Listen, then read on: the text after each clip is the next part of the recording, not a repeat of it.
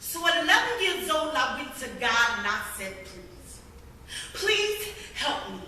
And he gave me a pen and said, let me introduce you to poetry. My young mind didn't quite grasp it, and I knew nothing of destiny, but I thought it couldn't hurt. So I grabbed my pen and began to dig in my adolescent soul as I began to compose what I knew of this life. Some of these words were painful, slicing into the minds of strangers as they eased the weight of my heart. My lyrical avenue was often dark, but it was my way to freedom.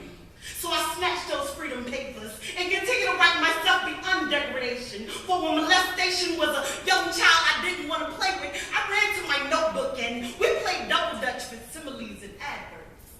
We played hopscotch with superheroes and bionic words. We wrote me a new life story where the big bad wolf never got the glory, and I had a knight in shining armor with skin black as coal, and all he did was read me poetry. So I continued, writing my way through the crazy wonder years, writing my way through the heartaches and the tears, writing my way through school and on to the military, and before I knew anything, I was 21 years old and the mother of a beautiful baby girl.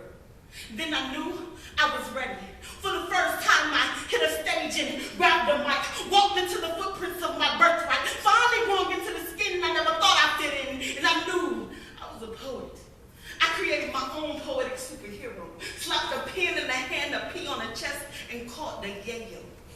Now the naysayers can't tell me nothing. Now it's 4 published books and countless blessings later, and I will never forget the introduction. When at 11 years old, I went to God and I said, please help me. So if ever I find myself questioning his existence or his ability, I just remember the Savior he gave me in the form of poetry. Thank you. And